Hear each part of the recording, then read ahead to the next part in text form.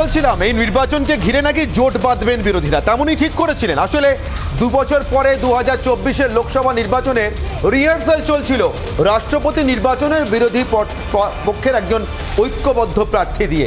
সবাই জানতেন বিরোধীরা জিতবেন না, কিন্তু বিরোধীরা বলছিলেন যে না না, জিততেও পারি, জেতার মতো সম্ভাবনা তৈরি হতে পারে যদি আমরা সবাই মিলে একসঙ্গে জোট বাঁধতে পারি। তো সেই জোট বাঁধার জন্য বৈঠক হলো। প্রথম বৈঠকে প্রথম যে নামটা এলো শরদ পাওয়ার, তিনি প্রথমেই জানিয়ে দিলেন যে না, তিনি এর মধ্যে নেই। তারপরে যে দ্বিতীয় নাম এলো ফারুক আবদুল্লাহ, তিনিও বললেন যে না, তিনি আর যাই হোক রাষ্ট্রপতি পদে প্রতিদ্বন্দ্বিতা করবার জন্য একেবারেই রাজি নন। 3 নম্বর নাম এলো গোপাল কৃষ্ণ গান্ধী, পশ্চিমবঙ্গের প্রাক্তন রাজ্যপাল, মহাত্মা গান্ধীর দৌহিত্র। তিনি বললেন না, তার থেকেও ভালো প্রার্থী কেউ হতে পারেন, তিনি এই কাজটা করতে পারবেন, তাকে খুঁজে নিন বিরোধীরা। খোঁজ চলছে বিরোধী শিবিরে। শেষমেশ খুঁজতে আর কাউকে না পেয়ে, যার সঙ্গে একসময় বিরোধী শিবিরের অন্তত কয়েকটি দল, মানে অটল বিহারী বাজপেয়ীর সময় যারা এনডিএর ঘর করেছেন, বিজেপি, তৃণমূল কংগ্রেস, তারা খুঁজে পেলেন সাম্প্রতিক সময়ে বিজেপি থেকে কক্ষচ্যুত অটল বিহারী বাজপেয়ীর মন্ত্রিসভার অর্থমন্ত্রী যশবন্ত সিনহা। তারা তো খুঁজে পেলেন, কিন্তু তারপরেই নরেন্দ্র মোদী এমন একজনকে খুঁজে সামনে নিয়ে প্রার্থী করে দিলেন রাষ্ট্রপতি নির্বাচন। বিরোধী শিবির তারপর আর এক থাকতে পারবে তো? ইতিমধ্যে অন্তত একজন তো সঙ্গে নেই, বিজেডি নবীন পটনায়ক। তিনি বলে দিয়েছেন দ্রৌপদী মুর্মুকে তিনি সমর্থন করবেন। ওড়িশার আদিবাসী সমাজের মহিলা রাষ্ট্রপতি, ওড়িশা থেকে যাচ্ছেন দেশের প্রথম আদিবাসী মহিলা রাষ্ট্রপতি, প্রশ্নই নেই সমর্থন না করার। জেডিইউ নীতিশ কুমার, বিহারের সাম্প্রতিক সময় একটু মন কষাকষি চলছে নানা প্রশ্নে। বিজেপি আর বিজেডির বিধায়কদের মধ্যে বারবার, জেডিইউ বিধায়কদের মধ্যে বারবার দেখা যাচ্ছে নানা মন কষাকষি প্রকাশ্যে এসে পড়ছে, কিন্তু এক্ষেত্রে কোনো মন কষাকষি নেই। এখন এই মুহূর্তে সবথেকে বড় জল্পনা ঝাড়খণ্ডের মুখ্যমন্ত্রী হেমন্ত সোরেন, যার উপরে এত বড় বাজি ফেলে বসে আছে কংগ্রেস, তৃণমূল কংগ্রেস। তিনি থাকবেন তো? দেশের প্রথম আদিবাসী মহিলা মুখ্যমন্ত্রী, মহিলা রাষ্ট্রপতির পেতে চলেছে দেশ, তাতে বিরোধিতা করবেন? শিবু সোরেনের ছেলে হেমন্ত সোরেন, ঝাড়খণ্ড মুক্তি মোর্চার এই মুহূর্তে সর্বাধিনায়ক। এক কথায় নরেন্দ্র মোদী এক মহা সংকটে ফেলেছেন বিরোধীদের। জোট বাঁধার আগেই যে জোটে ত্রাহি রব। আসবো আজকের বিশেষ প্রতিবেদনে, তারপর বিতর্কে।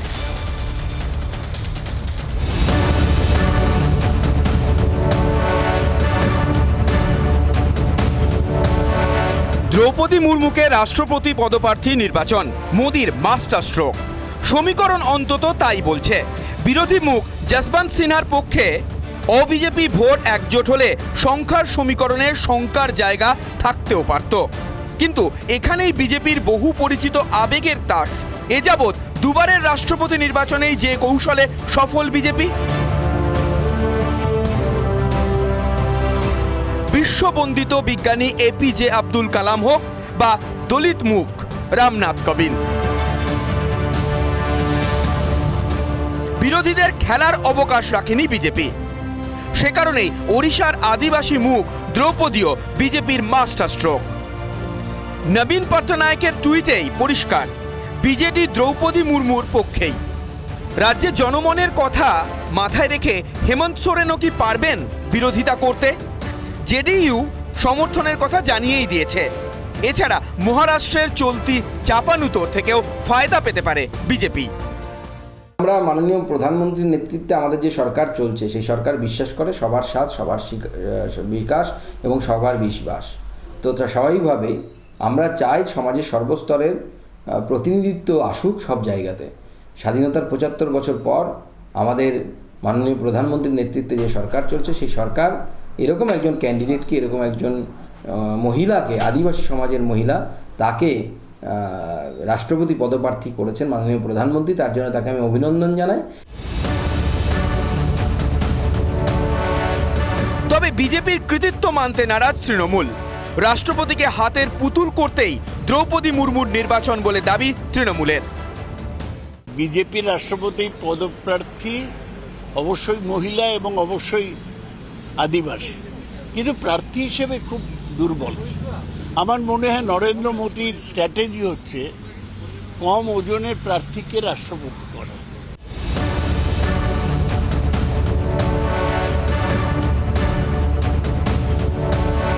পরিস্থিতি এমনই যে তৃণমূলকে বিজেপির বি টিম বলে এতদিন রাজ্যে মিটিং মিছিলে ঝড় তুলেছে বামেরা। সেই বি টিমের পছন্দের প্রার্থীকেই সমর্থন করতে বাধ্য হচ্ছেন বামেরা।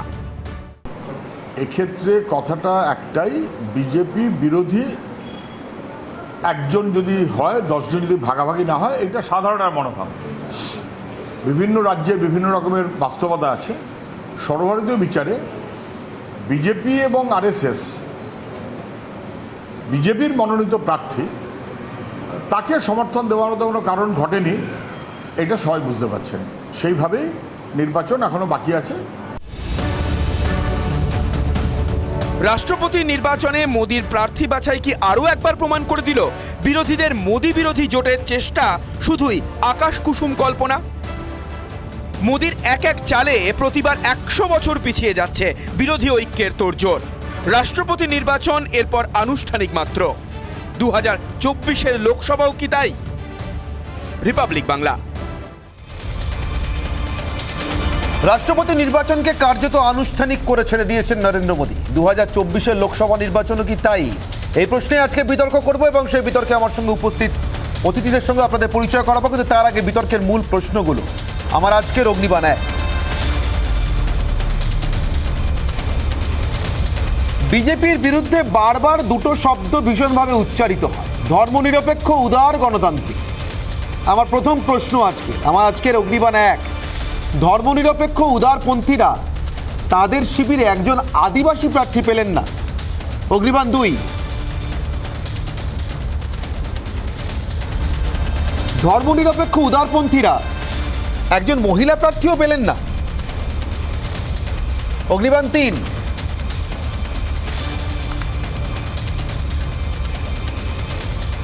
আরএসএস বিরোধীরা যারা বারবার বলেন দেশটা নাকি আরএসএস গ্রাস করে নিচ্ছে, আরএসএস এর মুখ হয়ে নরেন্দ্র মোদী নাকি দেশ শাসন করছেন আর দেশের সব কিছু, ইতিহাস, বিজ্ঞান, সমাজ সব নাকি দখল করে নিচ্ছেন বলছেন বিরোধীরা, এবং তাই তারা একজোট হয়েছেন অন্য সব বিরোধিতা ভুলে দেশ বাঁচানোর জন্য। তো এহেন দেশ বাঁচানোর কঠিন যুদ্ধে আরএসএস বিরোধীরা যশবন্ত সিনহা ছাড়া আর কোনো প্রার্থী পেলেন না।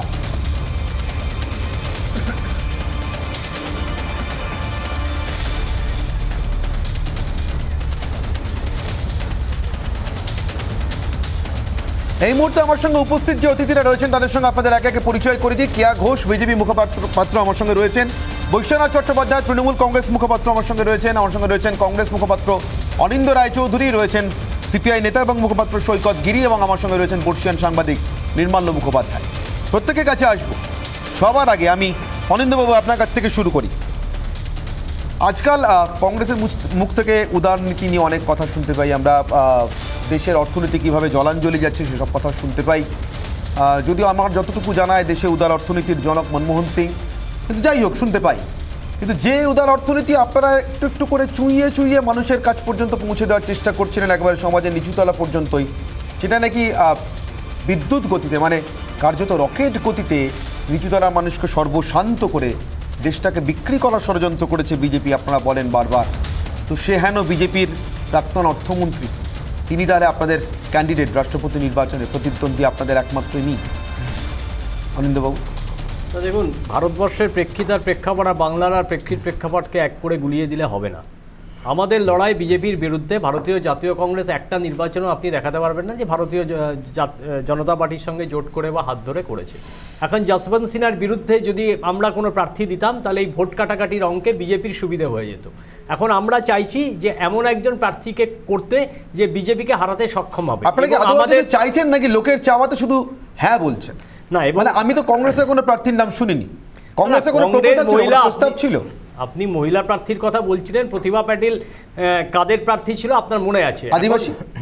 না, আদিবাসীর প্রশ্ন না, প্রশ্ন হচ্ছে যে উনি আমার একটাই প্রশ্ন, আপনারা সবথেকে বেশি করে গণতান্ত্রিকতা, উদারবাদ বা উদারনীতির কথা বলেন, তো ধর্মনিরপেক্ষতার কথা বলেন। তা ধর্মনিরপেক্ষ, গণতান্ত্রিক, উদার একটা জোট যারা বিজেপির একটা বিকল্প দিতে চাইছে 2 বছর পর, তারা একজন রাষ্ট্রপতি পদপ্রার্থীকে এমন পেলেন না যিনি, আমি বলছি না যে আপনাদের প্রার্থী ইনিই কেন হলেন না, বিজেপি প্রার্থী দিয়েছে, মানে ওনার সঙ্গে লড়তে পারেন এমন একজন আদিবাসী মহিলা মুখ আপনাদের নেই? আছে একজন মহিলা মুখ বা শুধুমাত্র একজন আদিবাসী মুখ? কিচ্ছু নেই, কেউ নেই।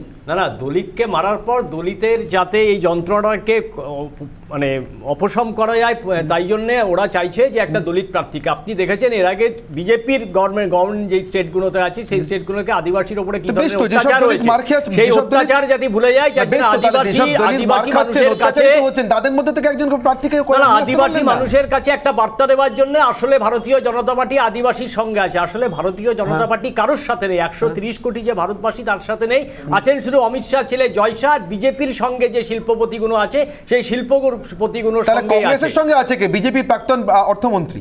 না, বিজেপির প্রাক্তন যদি হয়ে যায় তাতে অসুবিধা নেই, উনি তো বিজেপির নীতি আদর্শ মূল্যবোধকে ছেড়ে দিয়ে উনি এসেছেন। কেয়া খুব হাসছেন, কেয়া আপনার মনে হয় যশবন্ত সিনহা বিজেপির কি ছেড়েছেন আমি জানি না, বা বিজেপি তাকে কতটুকু ছেড়েছে সেটা নিয়েও আমার সন্দেহ আছে।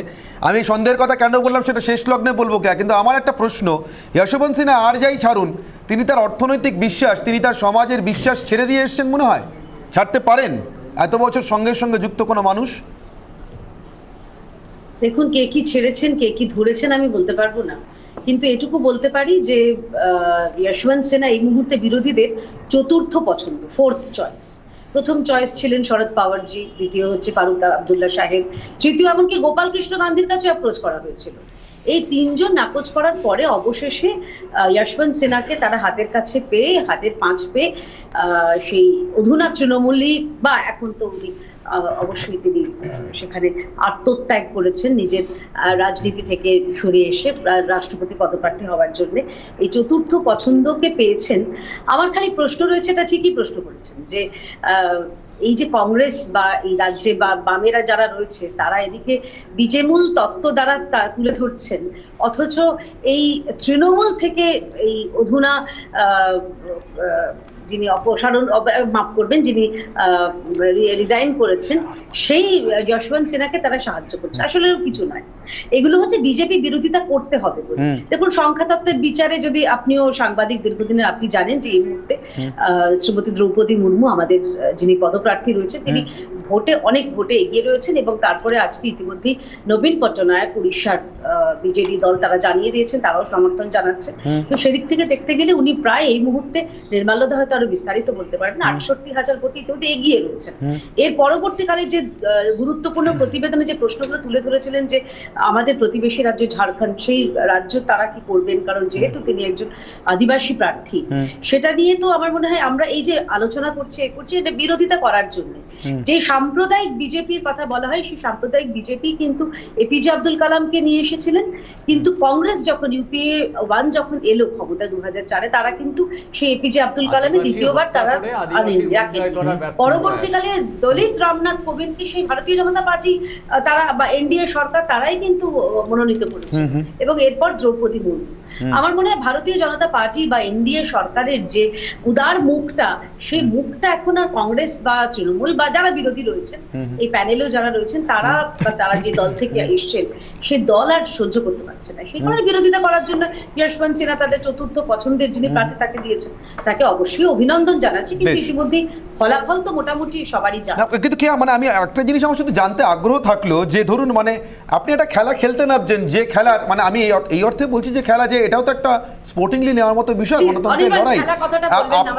না না, আমি সেই জন্যই বললাম এটা স্পোর্টিংলি নেওয়ার মতো বিষয় গণতন্ত্রের জায়গা থেকে। আমি সেখানেই সেই জন্যই জিজ্ঞাসা করছি, আমি খেলা হবে বলিনি, আমি বলছি একটা খেলা খেলতে নামছেন, মানে গণতন্ত্রের খেলা, গণতন্ত্রের সব থেকে বড় প্রতিযোগিতামূলক স্পোর্টস যদি বলি আমরা, সেখানে আপনার পক্ষে যিনি তিনি তো আপনার পক্ষে, কিন্তু আপনার বিপক্ষেও যিনি তিনি আসলে আপনারই ছায়া। কেমন লাগছে কে এটা দেখতে? না, ছায়া কায়ার ব্যাপার নয়, সেটা তো এবার এটা তো আমাদের আর প্রসঙ্গ নয়, এটা যারা তাকে প্রার্থী করেছেন তাদের মাথা ব্যথা। এখন আমাদের তো মাথা ব্যথা নয়। বেশ, আপনাদের মাথা ব্যথা না। আমি একবার বৈশ্বনাথ চট্টোপাধ্যায়ের কাছে যাই। বৈশ্বনাথ বাবু, ইদানিং করে ভীষণ শুনি আপনাদের মুখ থেকে কথাটা যে সব বেচে দিচ্ছে, দেশ বেচে দিচ্ছে, সংসার বেচে দিচ্ছে, সমাজ বেচে দিচ্ছে, কলকারখানা যেখানে যাচ্ছিল দেশের সব বেচে দিচ্ছে। তাই সব বেচে দেওয়ার শুরুর লগ্নে মনমোহন সিংয়ের সময়টা আমি ধরছিই না, আমি বলছি যে তৃণমূল কংগ্রেসের জন্মলগ্ন থেকে তো বিচারটা হওয়া উচিত। তো 98 সালের পর থেকে, আমি আপনাদের ভাষায় বলছি, কিন্তু আমি কিন্তু এই সব বেচে দেওয়ার মধ্যে যেতে চাইছি না, কিন্তু আপনারা যাকে সব বেচে দেওয়া বলেন, এই সব বেচে দেওয়ার সমস্ত নীতি যাদের সময় থেকে সব থেকে বেশি করে অগ্রসর হয়েছে, এগিয়েছে, এবং যিনি তার ভগীরথ অর্থমন্ত্রী হিসেবে যশবন্ত সিনহা, তিনি আপনাদের প্রার্থী রাষ্ট্রপতি নির্বাচনে। মানে একবার বলবেন বিজেপির অর্থনীতি খারাপ, আর একবার সেই বিজেপির সব থেকে চ্যাম্পিয়ন অর্থমন্ত্রীকে নিয়ে আসবেন, যিনি আপনাদের কথায় সব বেচে দেওয়ার যে অর্থনীতি তার ভগীরথ। কেমন একটা অদ্ভুত লাগছে না? মানে এটা দাঁড় করাতে পারবেন মানুষের কাছে? মানে নির্বাচনে, রাষ্ট্রপতি নির্বাচন নিয়ে আলোচনাটা হচ্ছিল। যশবন্ত সিনহাকে প্রার্থী করা হয়েছে দেশের সংবিধানকে রক্ষা করার জন্য, এবং সেকুলারিজমে যারা বিশ্বাস করে, যারা ধর্মনিরপেক্ষতায় বিশ্বাস করে, তারা সবাই মিলে সহমতের ভিত্তিতে যশবন্ত সিনহাকে প্রার্থী করেছেন। যশবন্ত সিনহা একসময় বিজেপিতে ছিলেন এবং পরে তিনি তৃণমূল কংগ্রেসে যোগদান করেছিলেন। তিনি ছিলেন তৃণমূল কংগ্রেসের সহসভাপতি, সেখান থেকে রিজাইন করে তিনি প্রার্থী হয়েছেন। সবাই একটা ঐক্যমতের ভিত্তিতে তারাই সিদ্ধান্তটা নিয়েছেন। তো আপনি যদি এই বিজেপির এই যে কৌশলটা কি করে বিজেপি বিরোধী শক্তির মধ্যে একটা ঝগড়া লাগানো যায়, একটা ভুল বোঝাবুঝি করা যায়, যদি বিজেপি বিরোধী শক্তি সবাই এক জায়গায় আসে তাহলে বিজেপি নির্বাচনে অসুবিধার মধ্যে পড়বে, এটা থেকে বাঁচবার জন্য যে রণকৌশল বিজেপি সাজানোর চেষ্টা করছে, তার বিরুদ্ধে যদি যশবন্ত সিনহাকে সবাই মিলে ঐক্যমতের ভিত্তিতে প্রার্থী করেন, আপনাদের কাছে প্রায়োরিটি কোনটা? দেশের ধর্মনিরপেক্ষতা, দেশের ঐক্য, দেশের সংগতি, না আপনাদের কাছে প্রায়োরিটি হলো যে বিজেপির মতো যারা বিভাজনী রাজনীতিতে বিশ্বাস করে তাদের নীতিগুলিকে রূপায়ণ করা? না, আমি তো ওটাই বোঝার চেষ্টা করছি যে যশবন্ত সিনহা কতটা ধর্মনিরপেক্ষ, মানে আপনাদের ধর্মনিরপেক্ষতা মাপকাঠিটা বোঝার চেষ্টা করছি। ধরুন গোধরা পরবর্তী হিংসার সময় যে যশবন্ত সিনহা কেন্দ্রীয় সরকারের অর্থমন্ত্রী, যিনি ডাংসে খ্রিস্টান বিরোধী হিংসার সময় কেন্দ্রীয় সরকারের অর্থমন্ত্রী, এই যশবন্ত সিনহা ওড়িশাতে বিজেপির গভর্নমেন্ট ভেঙে যাওয়ার সময় বিজেপির একেবারে প্রথম সারির প্রবক্তা, এবং যে গভর্নমেন্টটা ভেঙে যাচ্ছে কন্ধমালে একটা সাম্প্রদায়িক উত্তেজনা বা হিংসার পরিপ্রেক্ষিতে, সেই যশবন্ত সিনহা ঠিক কবে অসাম্প্রদায়িক এবং ধর্মনিরপেক্ষ হলেন? আমি সৈকত গিরি আমার সঙ্গে যোগ দিয়েছেন, আমি সৈকত বাবুর কাছে আসবো সিপিআই তরফ থেকে, আমার সঙ্গে শান্তনু সিনহাও যোগ দিয়েছেন আইনজীবী। শান্তনু বাবু আপনার কাছে আসবো। আমি সৈকত বাবু আপনার কাছে একটু বুঝতে চাইবো যে যশবন্ত সিনহা ধর্মনিরপেক্ষ হয়ে ওঠার সেই দিনগুলো, সেই দিন কবে থেকে শুরু হলো সেই দিনগুলো? দেখুন, বিষয়টা হচ্ছে এই নির্বাচনটা এমএলএ এমপিদের নির্বাচন। এক, এমএলএ এমপিরা ভোটাধিকার পায়। এক, দুই, আপনি যে প্রশ্নটা করেছেন, দেখুন আমরা নিশ্চিতভাবে সাম্প্রদায়িক রাজনীতির বিরুদ্ধে। আমাদের সিপিআইএম এর লিবারেশন, মূলত আমি সিপিআইএম এর ভোট মিলিয়ে আপনাকে বলি, আমাদের টোটাল ভোট রয়েছে ২৭,৩২৫। এক, আচ্ছা, এই ভোট নিয়ে আমরা বামেরা ইন্ডিভিজুয়ালি যদি একটা প্রার্থী দাঁড় করাতাম তাহলে বিরোধী ভোট ভাগ হতো।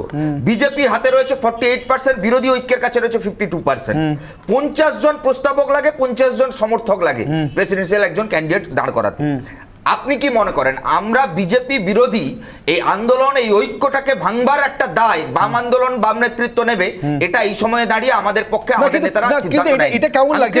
ধরুন শেষ করি, একদিকে দ্রৌপদী মুর্মু আর উল্টো দিকে দ্রৌপদী মুর্মুরই ছায়া, মানে কেমন লাগছে? আমি আপনাকে একটু বলতে, এদিকে আরএসএস ওদিকে আরএসএস বলতে দিন। আমরা কিন্তু এর আগে অনেক প্রার্থীর কাছে আমাদের সমস্ত বিরোধী দল আবেদন করেছিল আপনি প্রার্থী হন। গোপাল কৃষ্ণ গান্ধী থেকে ফারুক আব্দুল্লাহ থেকে সবাই নাকচ করার পর বিকল্প একটা নাম আমাদের কাছে তুলে আনা খুব প্রয়োজন ছিল, যেখানে আম আদমি পার্টি এবং আপনার তেলেঙ্গানার মুখ্যমন্ত্রী পরিষ্কার বলেছিলেন যে কংগ্রেসের কোন প্রার্থীকে তারা ভোট দেবেন। স্বাভাবিকভাবে আমাদের কাছে বিকল্প হিসেবে অল্টারনেটিভ কোনো নাম আমাদের কাছে ছিল না। সেখানে দাঁড়িয়ে তৃণমূল কংগ্রেসের সহসভাপতি নিশ্চিতভাবে তিনি ছিলেন, বিজেপি ছেড়ে খুব সম্প্রতি তিনি তৃণমূল কংগ্রেসে গেছেন। এ কথাও ঠিক, যখন উদার অর্থনীতি বিজেপি গোটা দেশ জুড়ে লাগু করছে তার অর্থমন্ত্রী যশবন্ত সিনহা, এই কোনোটাই আমি অস্বীকার করবো না। কিন্তু এই পরিস্থিতির মধ্যে দাঁড়িয়ে আমরা একমাত্র দল যারা ওই মিটিং এ দাঁড়িয়ে বলেছিলাম যে উনাকে যদি প্রেসিডেন্সিয়াল বিরোধী প্রার্থী হতে হয় তাহলে তৃণমূল কংগ্রেস থেকে পদত্যাগ করতে হবে। সে তো সবাইকেই করতে হবে, কোন দলে থেকে কি কেউ প্রার্থী হতে পারে না? পরেও করা যায়। না না, রাষ্ট্রপতি আমরা বলেছিলাম ক্যান্ডিডেটের অ্যানাউন্সমেন্ট আগেই করতে হবে। আরে যদি রাষ্ট্রপতি নির্বাচিত হবেন এটা আপনাদের আশা থাকে, তাহলে তো ওনাকে আজ না হোক কাল করতেই হবে। সেটা পরে করা যেত, আমরা তো নীতিগতভাবে বলেছি। অনেক ভালো সহমত হচ্ছে আগেই পদত্যাগ করা, যেটা প্রণব মুখোপাধ্যায় করেছিলেন। এমনটা প্রথম হলো এমনটাও নয়। আমি নির্মলা বাবুর কাছে একবার চট করে যাবো, তারপর শান্তনু সিনহার কাছে আসবো। নির্মলা বাবু, গতবার নির্বাচনের আগে, মানে পশ্চিমবঙ্গে বিধানসভা নির্বাচনের আগে একটা অদ্ভুত তত্ত্ব সামনে এসেছিল, গ্রেটার এভিল লেসার এভিল তত্ত্ব। মানে আমি না এই রাষ্ট্রপতি নির্বাচনে একটা অন্য তত্ত্ব দেখতে পাচ্ছি, গ্রেটার আরএসএস আর লেসার আরএসএস তত্ত্ব। গ্রেটার আরএসএস দ্রৌপদী মুর্মু, তাকে হারানোর জন্য লেসার আরএসএস, মানে আপাতত একবার তৃণমূল ঘুরে একটু আরএসএস এর গন্ধ গা থেকে একটু হালকা করে আসা যশবন্ত সিনহা, তিনি গ্রেটার আরএসএস এর জন্য ভালো প্রতিদ্বন্দ্বী। আপনার কি মনে হচ্ছে বলুন তো? আপনি অন্য কিছু বুঝতে পারছেন? আপনি আমার এমন একটা প্রশ্ন করলেন, আমার হাসি পেয়ে গেল। আমি জানি না রাষ্ট্রপতি নির্বাচনে আরএসএস কোত্থেকে এলো। আর আরএসএস এর সব থেকে দুঃখজনক ব্যাপার হচ্ছে তাকে সবাই মিলে 24 ঘন্টা ধরে গালাগালি করে, তারা কোনো উত্তর করে না, তাদের হয়ে কেউ বলেও না। যাই হোক, আমার যেটা মনে হয়েছে এখানে আরএসএস এর প্রসঙ্গ আপনারা আনতে পারেন, আমি সেটা খুব ভালো বুঝি না, আমি জানিও না, বলতে পারবো না। কিন্তু একটা জিনিস আমার মনে হচ্ছে, সেটা হচ্ছে এই যে মানে যশবন্ত সিনহাকে ঠিক করা হলো, এবং যেদিন ঠিক করা হলো যিনি মূল হোতা ছিলেন তিনি কিন্তু সেদিনের বৈঠকে আর ছিলেন না, মানে মমতা বন্দ্যোপাধ্যায়। এটা আমার কাছে খুব ইন্টারেস্টিং লেগেছে। এক, দ্বিতীয় কথা হচ্ছে, আমি যতটুকু জানি শরদ পাওয়ারের কথাতেই মমতা ব্যানার্জি এই জোট ডেকেছিলেন এবং শরদ পাওয়ার হবেন এটা কথা দিয়েছিলেন। পরে তার বহু রকমের প্রবলেম আছে যার জন্য উনি পিছিয়ে গেলেন। কিন্তু এই যে প্রত্যেকবার মমতা ব্যানার্জি তারপরে দুটো নাম দিলেন, উনি প্রণববাবুর সময় 3টে কাল্পনিক নাম দিয়েছিলেন। একটা ছিল মনমোহন সিং, একটা ছিল সোমনাথ চট্টোপাধ্যায়, আরেকজন ছিল আব্দুল কালাম। ওনার একটা এই কাল্পনিক নাম বলা, তাদের সঙ্গে কথা না বলে বলার এই টেকনিকটা আমার কাছে খুব ইন্টারেস্টিং লাগে। এবারে যেটা হয়েছে, যশবন্ত সিনহা যেটা করেছেন, উনি তো বিজেপিতে ছিলেন, আরএসএস এর সঙ্গে যুক্ত ছিলেন কিনা আপনি আমার থেকে ভালো জানবেন, আমি অতটা জানি না। কিন্তু এটুকু আমি জানি যে যশবন্ত সিনহা মমতা বন্দ্যোপাধ্যায়ের মুখ রক্ষা করেছেন। উনি জানতেন নিশ্চিত হার জেনেও এইটা মাথা পেতে নিলেন, এবং সেটা কারণ ওর ওই ম্যাগনানিমিটিটা আছে। উনি ভারতবর্ষের অর্থমন্ত্রী ছিলেন। নাকি যশবন্ত সিনহা একটা ছুতো খুঁজছিলেন কোনোভাবে তৃণমূল কংগ্রেসের থেকে বেরিয়ে যাওয়া, মানে এই যে ইস্তফা দিলেন তারপরে আর ফিরবেন মনে হয় না। ন্যাশনাল ভাইস প্রেসিডেন্ট যখন তাকে করা হয়েছিল তাহলে আর ছুতো করার কোনো ব্যাপার থাকে না। এবার উনি পরিষ্কার মমতা ব্যানার্জির ডুবে যাওয়া মুখটা বাঁচানোর জন্য উনি নিজে সামনে এলেন। ফারুক আব্দুল্লাহ রিফিউজ করলেন, আপনি দেখলেন গোপাল কৃষ্ণ গান্ধী রিফিউজ করলেন। তখন মানে দল পুরো মানে জোট পুরো দিশেহারা। মুশকিলটা হচ্ছে জোট যতবারই মোদির বিরুদ্ধে জোটবদ্ধ হয় ততবারই তাদের জোট ভেঙে যায়। 2019 থেকে আমরা সেটা দেখছি, 21 পার্টির জোট ভেঙে চুরমার হয়ে গেল। এখানেও জোট করা, মমতা প্রত্যেকবারই জোট করার চেষ্টা করেন। উনি কেন করেন আমি জানি না, এবং প্রত্যেকবারই এই ধরনের একটা কাল্পনিক নাম উনি নিয়ে আসেন। এবং আগের বারই দ্রৌপদী মুর্মুর নামটা আমরা সবাই জানি, সাংবাদিকরা সবাই জানতো দ্রৌপদী মুর্মুই হয়তো হবেন। পাশাপাশি ছিল ভেঙ্কাইয়া নাইডু, মার্গদর্শক মন্ডল থেকে আরো 2-3 জনের নাম ছিল বিজেপির, কিন্তু হয়নি দ্রৌপদী মুর্মু। কারণ আপনি জানেন অনির্বাণ, যারা এখানে আছেন তারা এটুকু নিশ্চয়ই মানবেন যে পার্লামেন্টে যে 540টা সিট আছে তার মধ্যে 43টা, তার মধ্যে 67টা হচ্ছে ট্রাইবাল সিট। সুতরাং এই ট্রাইবাল সিটটা তো সবার কাছেই অপশন ছিল। তা কংগ্রেস কখনো করেনি, লেফট কখনো করেনি। তারা কিন্তু লেফট যেরকম আপার মিডল ক্লাসের মধ্যেই থেকেছে, কংগ্রেস যেরকম তার নিজের সুবিধে মতো করে নিয়েছে। তার মধ্যে যে আনেনি তা না, দলিত মুখ এনেছে, নারায়ণের মতো লোক এসছেন। সুতরাং ব্যাপারটা কি, ট্রাইবাল সিটটা এই যে ফোকাস করে দিল। এবার আপনি বলতে পারেন যে আরএসএস এর এখানে ইনভলভমেন্ট আছে, কারণ সেটার মধ্যে আমি যাচ্ছি না, সেটা অন্য কারণ থাকে, সেটা কিন্তু এস্টাবলিশ করা খুব ডিফিকাল্ট। আসলে আমি কিছু বলতেই চাইছি যেন নির্মলবাবু কি জানেন, মানে আমি তো আসলে শুনছি, আমি একটা ভাষ্য শুনে আমি উল্টো দিকের ভাষ্যটা বোঝার চেষ্টা করছি। আমি আসলে শুনছিলাম বিরোধীরা বলছেন ধর্মনিরপেক্ষতা, গণতন্ত্র, এই শব্দগুলো আমি শুনছিলাম। আমি তখন উল্টো দিকে অন্য শব্দগুলো বসাচ্ছিলাম আর শুনছিলাম যে আরএসএস। আপনি যেমনটা বলছিলেন যে যারা আসলে কেউ আত্মপক্ষ সমর্থন করতে চান না, উদ্গ্রীব নন, কিন্তু বারবার তারা এসে পড়ে না। শুনছিলাম সবটা নাকি আরএসএস গ্রাস করে নিচ্ছে, সবটা নাকি আরএসএস এর দখলে চলে যাচ্ছে। তাই ভাবলাম যে তাহলে নিশ্চয়ই এমন কেউ আসবেন যার সঙ্গে কোনোদিন আরএসএস এর কোনো ছোঁয়া ছিল না। কিন্তু আমি দেখলাম যশবন্ত সিনহা এলেন, শান্তনু সিনহা আমার সঙ্গে রয়েছেন। শান্তনুবাবু, আমি বুঝতে পারছি না, মানে এই সর্পদংশন যে মানে দংশনকারী সাপ আর সর্পদংশনের বিষ, এই মানে সেই বিষ তোলবার জন্য যে উপযুক্ত মানে অ্যান্টিভেনাম আর কি যাকে বলে, মানে ওঝা, সেটাও আমার কাছে, দুটোই আমার কাছে কারণ অদ্ভুত লাগছে না। মানে এই জিনিস এর আগে ভারতবর্ষের কোনো শাসক এনজয় করেছে? রাষ্ট্রপতি নির্বাচনে আমার প্রার্থী আমারই, রাষ্ট্রপতি নির্বাচনে বিরোধীদের প্রার্থী সেও আসলে আমারই, মানে আমারই ছায়া, এমন আগে কখনো হয়েছে শান্তনুবাবু? লড়াইটা এখানে ব্যক্তি বিশেষ নয়, লড়াইটা আদর্শের। ভারতীয় জনতা পার্টি বলুন বা বিজু পট্টনায়কের সমর্থন বলুন, যে প্রার্থীকে করা হয়েছে সেটা বলতে হয় ভারতবর্ষের ইতিহাসে প্রথম। এবারই প্রমাণ হয়ে যাচ্ছে যে কারা এতদিন রাজনীতিতে এই পিছিয়ে পড়া মানুষের রিপ্রেজেন্টেটিভ হিসেবে দাবি করতেন। আমি শুনছিলাম ধর্মনিরপেক্ষতার কথা। গত 2 সপ্তাহ ধরে পশ্চিমবাংলার মানুষ দেখেছেন ধর্মনিরপেক্ষতাটা কি। আমি এই শুক্রবারের আগের শুক্রবার উলবেড়িয়া থেকে কলকাতায় পৌঁছতে 8 ঘন্টা সময় নিয়েছিল। আমার সামনে জিহাদি তাণ্ডব হচ্ছিল, কেউ প্রতিরোধ করেনি।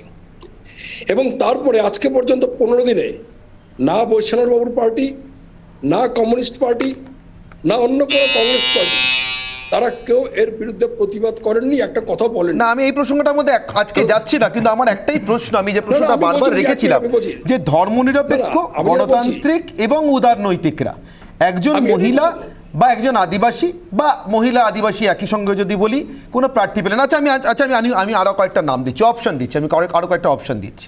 আমি বৈশ্বনাথ বাবু, অনিন্দ্যবাবু, সৈকত গিরি, আমি সবাইকে কয়েকটা অপশন দিচ্ছি। আমি কয়েকটা নাম বলছি: জাভেদ আখতার, শাবানা আজমি, নাসিরুদ্দিন শাহ, কামাল হাসান, এ রাজ্যেও কম নেই, পরমব্রত চট্টোপাধ্যায় নিতান্ত বয়স কম হবে না, অপর্ণা সেন, আমি বলছি কয়েকটা নাম বলছি, মানে যাদের মাঝে মাঝে এই দেশে থাকতে খুব ভয় করে, দেশ ছেড়ে চলে যেতে ইচ্ছে করে, এই দেশে থাকাটা নিরাপদ নয় বলে মনে হয়, এমন কাউকেও তো পেতে পারতেন আপনারা। আমি সৈকতবাবু আপনার কাছ থেকে শুরু করে এরকম কারোর সঙ্গে যোগাযোগ করার চেষ্টা করেছেন যাদের দেশে থাকতে ভয় করে, তারা অন্তত দেশ বাঁচানোর জন্য যদি রাষ্ট্রপতি ভবনে থাকতে পারেন, কিছুটা সিকিউর থাকতে পারবেন, নিরাপত্তার মধ্যে থাকতে পারবেন, আর ভয় করবে না, এরকম কাউকে তো রাজি করানোর চেষ্টা করতে পারতেন সৈকত। গত 5 বছর এই রাজ্যের মাটি, এই দেশের মাটিতে রাষ্ট্রপতি ছিলেন রামনাথ কোবিন্দ, একজন দলিত রাষ্ট্রপতি ছিলেন। কিন্তু গত 5 বছরে এই দেশের মাটিতে সবচাইতে বেশি আক্রমণ হয়েছে দলিতদের উপরে। আপনি এই দেশের মাটিতে দাঁড়িয়ে শুধুমাত্র একটা রাষ্ট্রপতি নির্বাচনে একটা বিজেপি শুধুমাত্র একজন শিডিউল ট্রাইব একজন মহিলা প্রার্থী করেছেন বলে যে বিজেপি বা আরএসএস এর দলিত প্রেম জেগে উঠেছে, কথা আমরা বিশ্বাস করি না। তার কারণ এই কারণেই করি না, কারণ এখানে ব্যক্তির লড়াই নয়, ঠিকই বলেছেন আপনি, এটা আদর্শের লড়াই। বিজেপির প্রার্থী আরএসএস এর প্রার্থী, যশবন্ত সিনহা বিজেপি ছেড়েছেন, আরএসএস ছেড়েছেন। আমরা বিরোধী ভোট ভাগ করতে চাই না। আজকে যদি আমরা আরেকটা প্রার্থী দাঁড় করাতাম, বামপন্থীরা বিজেপি বিরোধী ছোট্ট প্রশ্ন করবো। আপনি বললেন আরএসএস ছেড়েছেন, এখানে এই প্রশ্ন, আরএসএস এ যোগ দেওয়া যায় যে আরএসএস ছাড়া যাবে? যেদিন উনি বিজেপি থেকে তৃণমূলে জয়েন করলেন এবং যখন প্রেসিডেন্সিয়াল বিরোধী ক্যান্ডিডেটরা তার হয়ে, আমি শুধু একটা কথা স্মরণ করে দিই সৈকত বাবু, অটল বিহারী বাজপেয়ীর আমেরিকাতে গিয়ে বলা কথা, আপনারা হিউজ আপলোড করেছিলেন পার্লামেন্টে, আপনার পার্টিতে আপনার পূর্বজদের কাছে একবার জিজ্ঞাসা করে নেবেন। অটল বিহারী বাজপেয়ী বলেছিলেন, once a swayamsevak is always a swayamsevak. কোনো স্বয়ংসেবক কখনো অনেক কিছু ছাড়তে পারেন, সঙ্গ ছাড়েন কিনা এই প্রশ্ন আপনার কাছে রেখে গেলাম। এর উত্তর সঙ্গ ছাড়ার উত্তর তৃণমূলের নেতারা দিতে পারবে, কেউ বিজেপি থেকে এসে আরএসএস আপনারা দিতে পারবেন না। আপনারা যারা দিনে দুবার বিজেপি বলেন, আপনারা যারা দিনে দুবার বিজেপি লড়াই, শুনুন, আপনারা তো বিজেপি বলেন, আপনারা উত্তর দেবেন না। তার মানে উত্তর না নিয়েই সমর্থন করবার সিদ্ধান্ত নিয়েছেন, তার মানে উত্তর না নিয়েই সমর্থন করবার সিদ্ধান্ত নিয়েছেন। কে হাত তুলছেন? কে হাত তুলছেন? কে হাত তুলছেন? কে হাত 30 সেকেন্ডে? কে হাত 30? আমি আসবো, অনিন্দ্যবাবু আসবো, কে হাত 30 সেকেন্ডে? বামেরা যেভাবে, আমি একটু বলি, আমার নাম কে, আমি একটু বলি প্লিজ 30 সেকেন্ডে। বামেরা যেভাবে আরএসএস এর জুজু দেখছেন এবং এত উত্তেজিত আলোচনা হচ্ছে কেন আমি বুঝতে পারছি না। যে যেই আলোচনা তাদের মূল, তারা একটা খুব সত্যি কথা বলেছেন সৈকত, যে আমাদের মূল বিরোধিতা বিজেপির সঙ্গে, একদম ঠিক বলেছেন। তাদের বিরোধিতা শুধুমাত্র বিজেপির বিরোধিতা করার জন্য তারা যা ইচ্ছা তার হাত ধরতে পারেন, এমনকি দেশ বিরোধী শক্তি যারা, তাদের পর্যন্ত তারা সমর্থন জানান। এবং এই যে দলিত আক্রমণের কথা বললেন, মশাই বলুন তো, পশ্চিমবঙ্গে কতগুলো দলিত আক্রমণ, জম্মু কাশ্মীরে তার সঙ্গে হাত মিলিয়েছিলেন দেশ বিরোধী শক্তি। বিরতি দিতে হবে, বিতর্ক জমে উঠেছে একটা ছোট্ট বিরতির পর আমি ফিরে আসছি বিতর্ক নিয়ে রিপাবলিক বাংলার সঙ্গে থাকুন।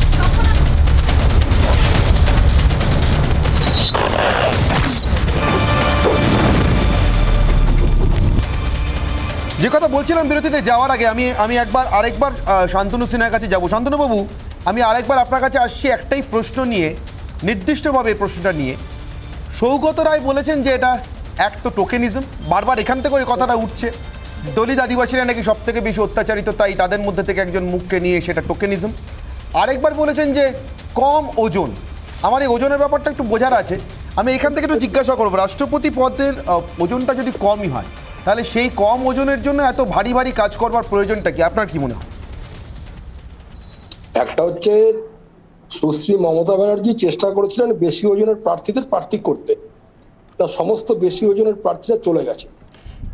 কারণ এটা তো একটা মানে কি বলবো, মানে রাজনীতির একটা নোংরামো, যে রাষ্ট্রপতি নির্বাচনে কম ওজন বেশি ওজনের প্রশ্ন। এখন প্রশ্ন হচ্ছে সেটা হচ্ছে যে দলিতদের ওপর অত্যাচার। একমাত্র রাষ্ট্রীয় স্বয়ংসেবক সংঘই একমাত্র সংগঠন যাদের বনবাসী কল্যাণ আশ্রম বলে একটা আশ্রম চলে, এবং প্রায় 1 লক্ষের উপরে আদিবাসী সেখানে ট্রেনিং নেন, অর্থাৎ তাদের স্কুলের পড়াশোনা থেকে আরম্ভ করে যাবতীয় দায়িত্ব নেয়। তৃণমূলের এরকম কোনো অর্গানাইজেশন নেই, সিপিএমেরও নেই। কান্দামালের একটু স্ট্যান্ডপয়েন্ট বলবেন? কান্দামালের একটু স্ট্যান্ডপয়েন্ট বলবেন? না না, একটু বলুন না কান্দামাল। রোহিত বেঙ্গুলার সময় কি বক্তব্য ছিল আরএসএস এর? না না, একটু বলুন না আপনি, একটু ওড়িশা কান্দামালটা নিয়ে একটু বলুন। আরএসএস এর ভিউ কি এইটা আপনি একটু বলুন। না আমি সেটা সৈকতবাবু শুনবো, শান্তনুবাবুর কাছে শুনবো। সৈকতবাবু, আমার একটা প্রশ্ন, রোহিত বেঙ্গুলার মাকেও তো প্রার্থী করতে পারতেন আপনারা, করলেন না? আমি আপনাকে আবারও বলছি, এটা শুধুমাত্র বামেদের সিদ্ধান্ত নয়। দেখুন, আম আদমি পার্টি এবং তেলেঙ্গানার মুখ্যমন্ত্রী তারা পরিষ্কার বলেছে আপনাদের সঙ্গে এতগুলো লোক নেই, আর আপনারা বলবেন আপনারা দলিতদের আর আদিবাসীদের সবচেয়ে বড় রক্ষাকর্তা, আর সেটা শুনতে হবে উল্টো দিকে শুধুমাত্র রাষ্ট্রপতি নির্বাচন হয় না, শুনতে হবে। দীপ্তিমান বসু আমার সঙ্গে দিয়েছে, আদিবাসী সমাজের সার্বিক উন্নয়ন, সেই প্রশ্নের মধ্যে সরকারের ভূমিকা কি? আমি দীপ্তিমান বসু দীপ্তিমান বসু আমার সঙ্গে যোগ দিয়েছেন আলোচনাতে, সমাজকর্মী দীপ্তিমান বাবু। এই দলিত আদিবাসী উন্নয়ন, দলিত আদিবাসী অত্যাচার, টোকেনিজম, আপনার মতামত একটু শুনি। আপনি কি আপনার কি অভিজ্ঞতা বলুন তো, এই রাজ্য, এই দেশ? প্রথম কথা হচ্ছে যে এটা খুব দেখতে ভালো লাগছে যে ভারতবর্ষের রাজনীতি বলুন বা যে সাংবিধানিক ক্ষেত্র, সেখানে ধীরে ধীরে সব বর্ণের মানুষ, সব ধর্মের মানুষরা আস্তে আস্তে জায়গা পাচ্ছেন। এটা আমরা গত কয়েক বছরের রাজনৈতিক পরিবর্তন বলতে পারি। এখন মুশকিল হচ্ছে এর বিরুদ্ধে যারা, মানে দ্রৌপদী মুর্মুর বিরুদ্ধে যারা প্রার্থী করেছেন যশবন্ত সিনহাকে, তিনি তো অ্যাকচুয়ালি তাদের 4 নম্বর প্রার্থী। প্রথমে চেষ্টা করা হয়েছিল শরদ পাওয়ারকে, তিনি চাননি বা বুঝতে পেরেছেন যে জিততে পারবেন না। দ্বিতীয় বোধহয় ফারুক আবদুল্লাহকে চেষ্টা করা হয়েছিল, যিনি সেপারিস্ট, মানে পুরো কাশ্মীরকে বিচ্ছেদ করার একটা আন্দোলন একসময় তৈরি করেছিলেন, তার জন্য বিখ্যাত।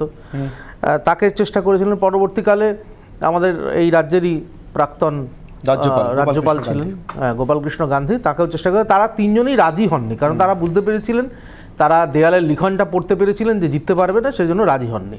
তো যশবন্ত সিনহাকে যে প্রার্থী করা হয়েছে, তো পার্টি বা এই যে মানে বিরুদ্ধে যে বিরোধী দলরা একজোট হয়ে যে প্রার্থী করেছে, তারা তো নিশ্চিত যে জিততে পারবে না। সেই জন্য ওই 4 নম্বরে যশবন্ত সিনহা, তার কিছু করার নেই। তিনি বুঝতে পেরেছেন অনেক বড় মানে ভুল করে ফেলেছেন। একটা এমন জায়গা থেকে কোন একটা দলে এসে গিয়ে সেখানে সাংসদ হয়েছেন, সেখানকার ভাইস প্রেসিডেন্ট। আমি তো দেখতে দেখতে আমার অবাক লাগছিল, উইকিপিডিয়াতে দেখাচ্ছে যে Yashwant Sinha under of Subrata Bakshi president, Yashwant Sinha সেখানে রয়েছেন ভাইস প্রেসিডেন্ট হিসেবে। মানে তিনি কোথায় ছিলেন? তিনি কেন্দ্রীয় অর্থমন্ত্রী ছিলেন, সেখানে এসে একটা এমন একটা রাজনৈতিক দল যে শুধুমাত্র একটা রাজ্যে আছে, সেই রাজ্যের ভাইস প্রেসিডেন্ট হয়েছে। তো নিজেকে নিজেই হারিয়েছেন। সুতরাং তার হারাটা সময়ের অপেক্ষা, এইটুকুনি বলে মনে হয়। এবং যে সামাজিক প্রেক্ষাপটের হারার সঙ্গে লোকসভা নির্বাচন, মানে যেটার দিকে লক্ষ্য রেখে মূলত এই জোটটা বাঁধা, সেখানে হারটাও কিন্তু আমার সময়ের অপেক্ষা। অনিন্দ্যবাবু, আমার প্রশ্নটা ছিল এখানেই, যে আজকে যেরকম রাষ্ট্রপতি নির্বাচনটা আনুষ্ঠানিকতায় দাঁড়িয়ে গেল এই প্রার্থী বাছাইয়ের পর, 2024টা কি কার্যত তাই দাঁড়াতে চলেছে অনিন্দ্যবাবু? মানে মানবেন আপনারা 2 বছর পর এটাই হবে? রাষ্ট্রপতি নির্বাচন আর কেন্দ্রীয় সরকারের নির্বাচন, লোকসভা নির্বাচন, দুটোর প্রেক্ষিতার প্রেক্ষাপটটা পুরোটাই আলাদা।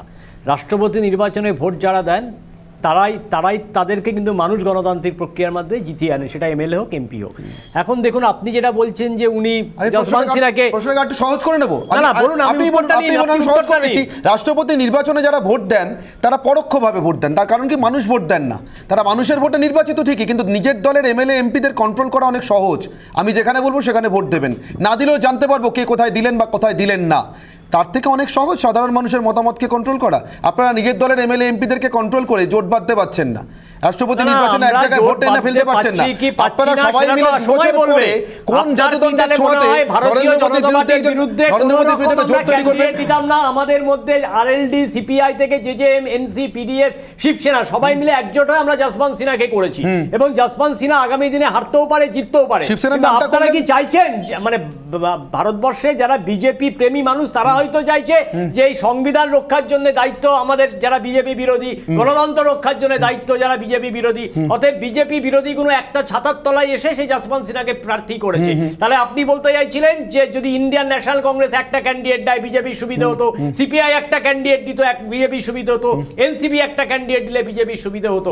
ভারতীয় জাতীয় কংগ্রেস এবং লেফট এরা আর যাই করুক বিজেপিকে ফাঁকা মাঠে গোল দিতে দেবে না। আমি শুধু একটাই জিনিস জানতে চাইছিলাম, ধর্মনিরপেক্ষ গণতান্ত্রিক উদারনৈতিকদের এদেশে যশবন্ত সিনহার থেকে এগিয়ে থাকা কোনো ক্যান্ডিডেট তারা খুঁজে পেয়েছিলেন কিনা বা তাদের কাছে আছে কিনা। মানে আমার এখানেই প্রশ্ন যে নরেন্দ্র মোদীর মোকাবিলা করতে তাহলে অটল বিহারী বাজপেয়ীর মন্ত্রিসভা থেকে লোক ধরে নিয়ে আসতে হচ্ছে, এটা হচ্ছে আপনার লাস্ট অপশন। সৈকত বাবুর জন্য আমার একটা ব্রহ্মাস্ত্র আছে শুধুমাত্র বামেদের জন্য, আজকে বামেদের জন্যই শুধুমাত্র এই ব্রহ্মাস্ত্র। আজকের ব্রহ্মাস্ত্র নিয়ে একটু কথা বলি। আমার আজকের ব্রহ্মাস্ত্র শুধুমাত্র বামপন্থীদের জন্য। সিপিআই, সিপিএম, সিপিআইএমএল এর বিধায়করাও ভোট দেবেন বিহারে, তাদের সকলের জন্য আমার আজকের এই ব্রহ্মাস্ত্র। লেসার এভিল গ্রেটার এভিল শুনেছিলাম পশ্চিমবঙ্গের বিধানসভা নির্বাচনে লিবারেশনের কর্মী সমর্থকরা বলেছিলেন বিজেপিকে ঠেকাতে তারা তৃণমূলকে ভোট দিতে চান। এবার আমার প্রশ্ন, দ্রৌপদী মুর্মুকে ঠেকাতে তারা যশবন্ত সিনহাকে তাহলে ভোট দিতে চান। একটাও আমার ভাষা না, আমার কথা না, নাম করে করে বলতে পারি কোন কোন কাগজে ছাপা হয়েছিল, কোন কোন ডেটে, সেটাও বার করে দিতে পারি। সৈকতবাবু আশা করি আমার সঙ্গে দ্বিমত হবেন না। নিউ এজের কথা বলতে পারি, পিপলস ডেমোক্রেসির কথা বলতে পারি, যে ব্যাংক, বিমা, টেলিকম, নাম করে তিনটি কথা বললাম, ব্যাংক, বিমা, টেলিকম বেচে দেওয়া যশবন্ত সিনহাকে ভোট দিতে হাত কাঁপবে না সৈকতবাবু আপনাদের বামেদের? ব্যক্তির বিরুদ্ধে লড়াই নয়, লড়াইটা বিজেপি সরকারের বিরুদ্ধে লড়াই। যশবন্ত সিনহা তৎকালীন অর্থমন্ত্রী হিসেবে বিজেপি পরিচালিত সরকারের দৃষ্টিভঙ্গিকে লাগু করেছিলেন। আজকের দিনে দাঁড়িয়ে গোটা দেশে, আপনি একটু আগে অনিন্দ্যদাকে প্রশ্ন করছিলেন না যে লোকসভায় মানুষকে আপনারা কি নিয়ে পৌঁছবেন, লোকসভায় মানুষ জনগণ ইতিমধ্যে বুঝতে পেরেছে যে ব্যাংক, বিমা, পেনশন যে সরকার বেঁচেছে সে এখন আমার দেশের মাটিতে দাঁড়িয়ে মাটির নিচের কয়লা থেকে আকাশের জনগণকে এটা বোঝাতে পারবেন, জনগণকে এটা বোঝাতে পারবেন যে যশবন্ত সিনহাকে বামেদের ভোট দেওয়াটা ঠিক? জনগণের ভোটে যশবন্ত সিনহা এখানে রাষ্ট্রপতি নির্বাচনে জিতবে, এমএলএ এমপির ভোটে জিতবে। আমার একটা প্রশ্নটা এই বামেদের উদ্দেশ্যে। বামেরা তো ব্রাহ্মণ্যবাদ বিরুদ্ধে তারা প্রচন্ড সোচ্চার, তারা এটা নিয়ে অনেক কথা টথা বলেন এ করেন, কিন্তু এখন যখন একজন আদিবাসী মহিলা নারী যখন এখন রাষ্ট্রপতি পদপ্রার্থী, তাহলে তাকে কেন সমর্থন জানাচ্ছেন না? শুধুমাত্র বিজেপি বলে তাহলে তাদের কাছে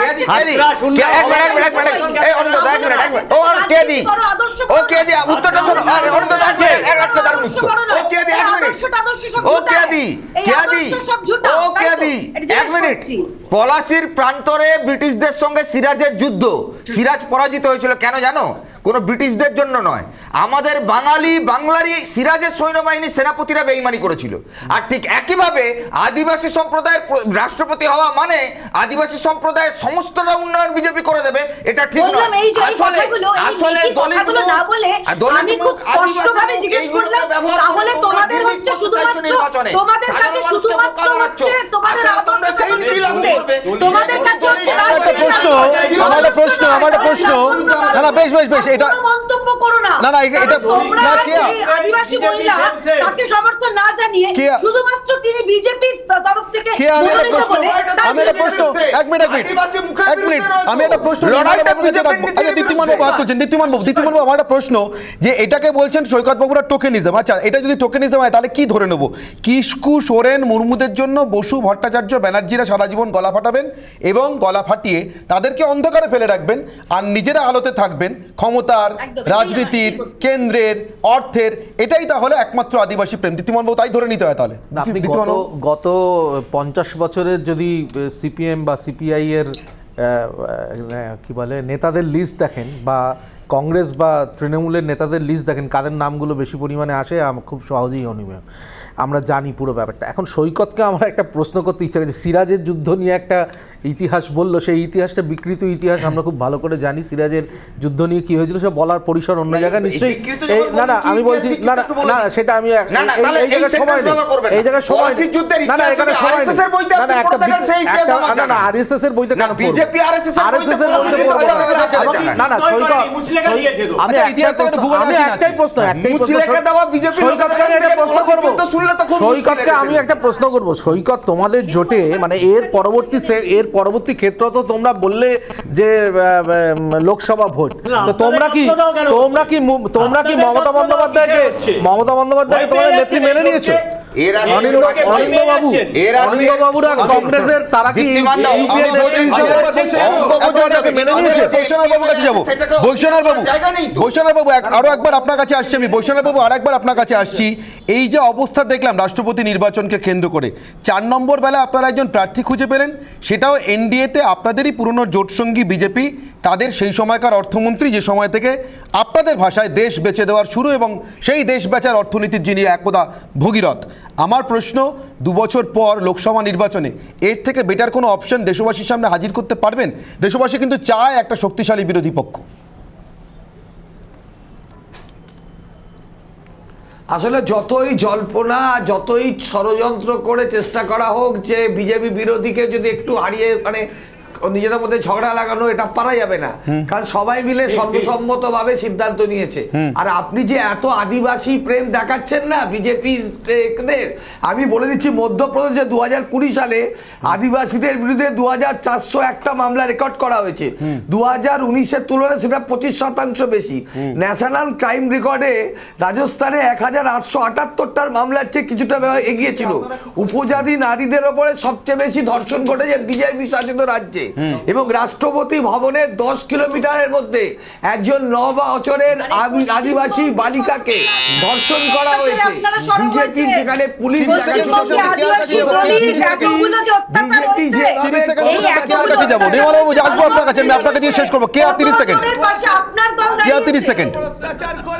আমার প্রশ্ন বৈষ্ণব বাবু রয়েছেন তৃণমূলের কাছে একটাই প্রশ্ন, উনি এত দলিত প্রেম দেখাচ্ছেন, আদিবাসী প্রেম দেখাচ্ছেন, আমি অত দূরে যাব না, আমি পশ্চিমবঙ্গবাসী, পশ্চিমবঙ্গে যে এতগুলো আদিবাসী থেকে শুরু করে দলিত জাতি, আরে শুনুন না, খাবুন না, ধৈর্য রাখুন, আরে ভণ্ডামি আপনারা করছেন, আর কাউকে পেলেন না তো, ফার্স্ট সেকেন্ড থার্ড তারা টাটা বাই বাই করে চলে গেলেন, আপনাদের নেত্রী আপচল তারা টাটা বাই বাই করে চলে গেলেন।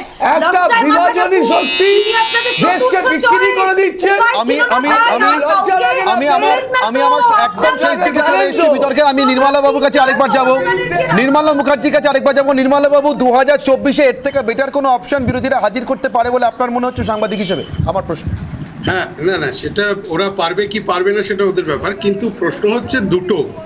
একটা সৈকত বাবুর কাছে, সৈকত বাবুরা তো মমতাকে আরএসএস এর এজেন্ট বলেন, এখন বললেন যশবন্ত সিনহাও আরএসএস এর এজেন্ট।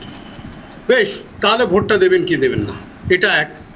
ভোটটা কেন দেবেন যদি আরএসএস এরই এজেন্ট হয়, এটা এক। দ্বিতীয় হচ্ছে বৈষ্ণব বাবু একটু বলবেন, না আমার একটা প্রশ্ন আছে, বৈষ্ণব বাবু একটু বলবেন ফারুক আব্দুল্লাহ আর গোপাল কৃষ্ণ গান্ধীর সঙ্গে নেত্রী কথা বলেছিলেন কিনা, মমতা বন্দ্যোপাধ্যায় কথা বলেছিলেন কিনা, তার নামটা বলার আগে আমি 10 সেকেন্ড উত্তরটা দেব।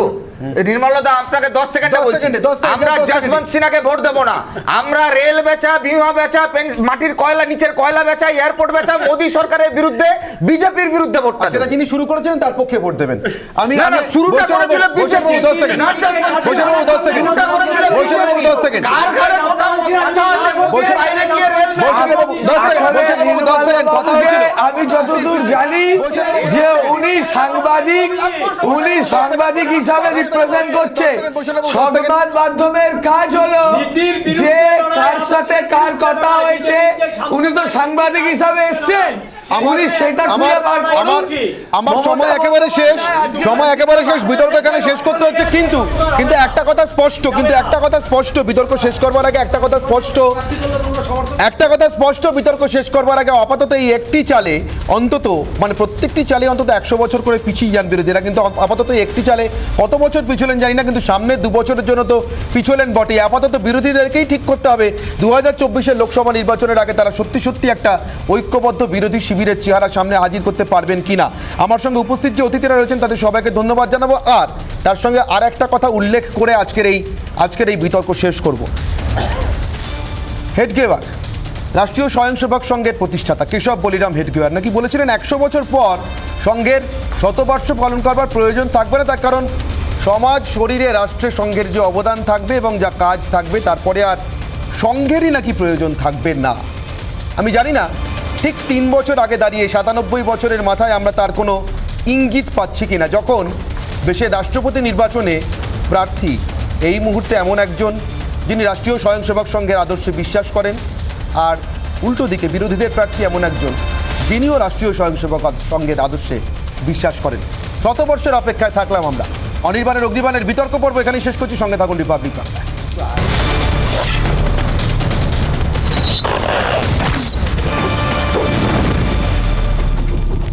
অগ্নিবাণে এই মুহূর্তে যে ব্রেকিং খবরে চোখ রাখবো, নিয়োগ দুর্নীতি মামলায় এবার সক্রিয় এনফোর্সমেন্ট ডাইরেক্টরেট। কোটি কোটি টাকা দুর্নীতির অভিযোগ এবং কোটি কোটি টাকা লেনদেন হয়েছে বলে অভিযোগ উঠেছে, ফলে মামলাকারীর আইনজীবীদের কাছে এ সম্পর্কে তথ্য চেয়ে পাঠালো এনফোর্সমেন্ট ডাইরেক্টরেট। ববিতার আইনজীবীর কাছ থেকে তথ্য চাইল ইডি। ববিতা, যিনি প্রথম মামলা করেছিলেন যোগ্য অথচ অবিবেচিত প্রার্থী হিসেবে, সেই ববিতার আইনজীবীদের কাছে এবার তথ্য চেয়ে পাঠালো এনফোর্সমেন্ট ডাইরেক্টরেট, যেহেতু নিয়োগ দুর্নীতি মামলায় কোটি কোটি টাকা লেনদেনের অভিযোগ উঠেছে। অনির্বাণের অগ্নিবাণ এখানেই শেষ করছে। এরপর চোখ রাখুন সোজাসুজি স্বর্ণালী।